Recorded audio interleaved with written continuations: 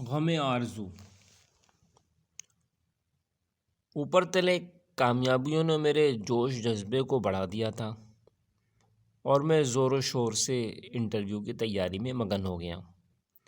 جس دن انٹرویو کی تاریخ ملی میری خوشی دیکھنے کے قابل تھی، مگر کہتے ہیں نا کہ خوشیوں کے پل مختصر ہوتے ہیں، یہی ہوا۔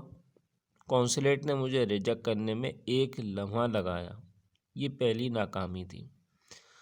سو میں جی بڑا کر کے سر کے سبھا گیا۔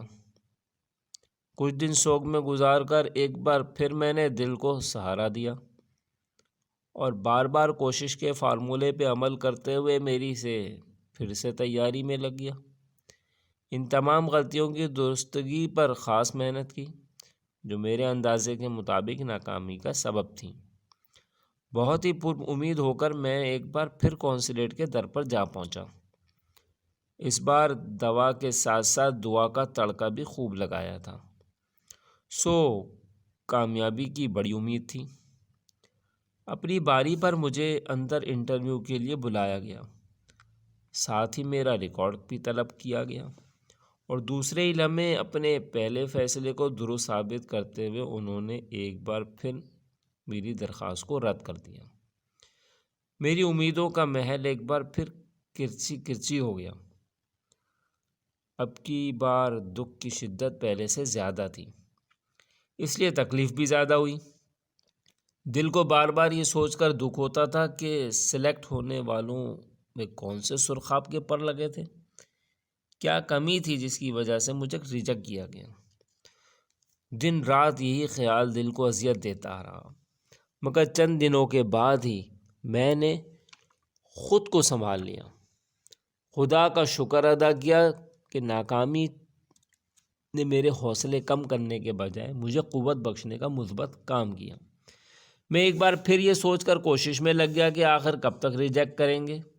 اس بار میں نے پکا ارادہ کیا کہ ان کے ہاتھ ایسا کوئی سرا لگنے ہی نہیں دینا جس کو بنیاد بنا کر وہ انکار کریں۔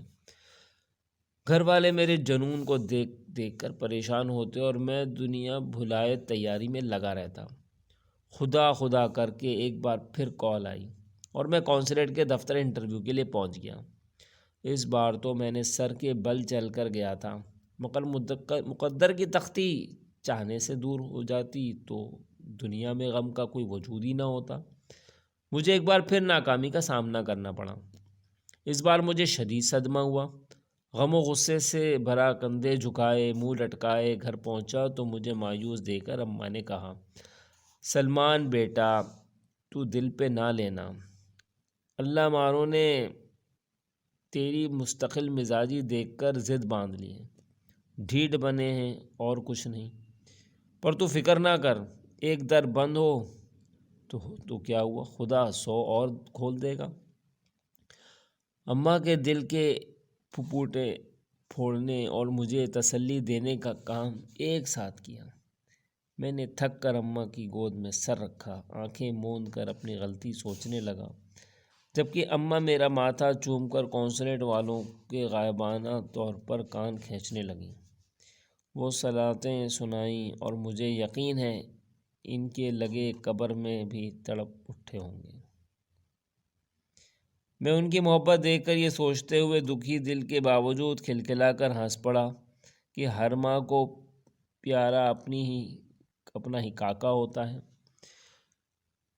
وقت کچھوے کی رفتار سے گزرنے لگا۔ میں لاکھ دل کو سمجھاتا تھا مگر دکھ تھا کہ دل سے جاتا ہی نہ تھا۔ سلمان بیٹا حوصلہ کرو، انشاءاللہ کوئی نہ کوئی راستہ ضرور نکل آئے گا۔ اماں مجھے گمسم دیکھتی تو مجھے تسلیت دینے میرے پاس آ بیٹھتی۔ ماں میں نے دن رات ایک کر دیا، اتنی محنت کی اور پھر بھی ناکامی، میرا دکھ لیوڑ تک آ جاتا۔ بیٹا دنیا صرف امریکہ تک محدود نہیں ہے، تو کسی اور ملک چلا جا، دل کو روگ نہ لگا، دیکھ تو کیسے چہرہ پیلا پڑ گیا ہے۔ انہیں اماں یہ پہلے میرا شوق تھا مگر اب انا اور عزت کا مسئلہ ہے، جاؤں گا تو امریکہ ہی، بس آپ دعا کرتی رہیں۔ میرے دو ٹوک لیجے میں چھپی ضد کو محسوس کر کر اماں چند لمحوں کے لیے خاموش ہو گئیں اور کچھ دیر تک سوچ میں گم رہنے کے بعد بولیں، ایک بات تو بتا بیٹا، سنا ہے امریکہ میں رہنے والوں میں یہاں لوگوں کو کسی طریقے سے بلا سکتے ہیں، کیا یہ بات ٹھیک ہے؟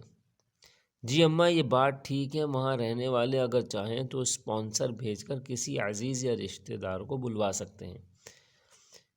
یہ منہ اسپانسر کیا ہوتا ہے سلمان؟ اماں نے بھول پن سے پوچھا تو میری ہنسی نکل گئی۔ پیاری اماں، اسپانسر ایک طرح کا کاغذی ضمانت نامہ ہوتا ہے جو دوسرے ملک میں رہنے والا دوست یا عزیز رشتہ دار ایمبیسی کو بھیجتا ہے۔ یہ اس بات کی گارنٹی ہوتی ہے کہ نہ صرف آنے والے کے خراجات، رہائش کا بل بلانے والے کے ذمہ دار ہوتا ہے، بلکہ مقررہ وقت پر بندے کو واپس بھیجنے اور ہر طرح کے امن و امان کا بھی ذمہ دار ہے۔ آپ کیوں پوچھ رہی ہیں اماں؟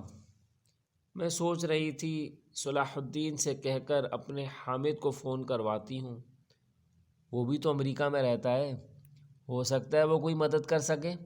اماں نے مجھے اداس دیکھ کر میرا دل بہلانے کو کہا۔ اماں کی بات سے میری اندھیری رات نے ایک ساتھ ہزاروں جگنو جگمگانے لگے اور اپنا وجود ایک دم ہلکا پھلکا لگنے لگا۔ جو بات اماں نے کہی وہ سامنے کی بات مجھے کیوں نہیں سمجھ آئی تھی؟ اماں تو بڑی سیانی نکلی۔ یہ سوچ کر مجھے اماں پر بے ساختہ پیار آ گیا۔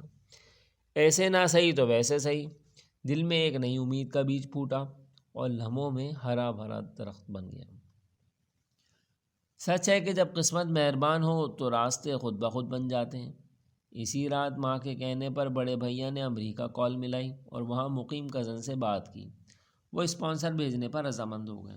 انہوں نے میرے کاغذات منگوائے اور ایک ماہ کے اندر اندر اسپانسر بھیج دیا۔ اسپانسر ہمارے گھر میں نوید بہار بن کر آیا۔ سارے گھر میں خوشی کی لہر دوڑ گئی۔ میرا حال تو مت ہی پوچھیں، دل باغ باغ تھا اور پاؤں زمین پر نہ ٹکتے تھے۔ میری طرح سب پر امید ہو گئے تھے۔ میں ایک بار پھر زور و شور سے متعلقہ کاغذات کو مکمل کرنے میں لگ گیا۔ چند ہی دنوں میں دفتری کارروائی مکمل ہو گئی اور میں انٹرویو کے لیے ایمبیسی پہنچ گیا اور بے قراری سے باری کا انتظار کرنے لگا۔ میری آس کے دیے اس وقت بجھے جب بلا کسی اعتراض کے میرے کاغذات رد کر دیے گئے اور مجھے ویزے کے لیے نااہل قرار دے دیا گیا۔ ان کا جواب سن کر میرا سر چکرا گیا۔ یہ چوٹ ہر زخم سے بڑی تھی۔ مجھے لگا کہ جیسے میری دنیا ہی اندھیری ہو گئی۔ مجھے یقین ہو گیا کہ لائق تدبیر کر لی جائے بندہ تقدیر سے لڑ ہی نہیں سکتا۔ یہ خیال بذات خود میرے لیے حوصلہ شکن تھا۔ اس حقیقت کو تسلیم کرنا میرے لیے بے حد اذیت ناک تھا۔ فطری بات ہے، جب خواب ٹوٹ جائیں تو جینا بیکار لگتا ہے۔ یہ آخری چوٹ تھی جس کو دل سہ کر بھی نہ سہ پایا۔ اب میرا کسی سے بات کرنے کو جی نہ چاہتا تھا۔ سب گھر والے بلا بلا کر تھک جاتے مگر زبان پر لگے چپ کے تالے نہ کھلتے تھے۔ اماں لاکھ سمجھاتی، بیٹا جو بھی ہوتا ہے انسان کی بہتری کے لیے ہوتا ہے، بس بندہ رب کی حکمت کو ذرا دیر سے سمجھتا ہے۔ مگر دل تھا کہ مانتا ہی نہ تھا۔ روتا دھوتا وقت ناکامی کے سوگ میں گزرنے لگا۔ آنسو اندر ہی اندر گھرتے رہتے اور میں اپنے ہی آنسوؤں میں گھلتا رہتا، اور بھائیوں نے میری خاموشی سے یہ مطلب نکالا کہ شاید میں نے امریکہ کا خیال دل سے نکال کر حالات سے سمجھوتا کر لیا۔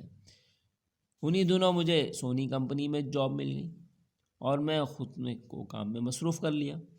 درست کہا ہے بزرگوں نے کہ مصروفیت بھی ایک نعمت ہے۔ کام میں لگا تو رنج خود بخود کم ہوتا چلا گیا۔ اب بھی مجھے امریکہ کا دکھ ستاتا تو تھا، مگر کام کے بعد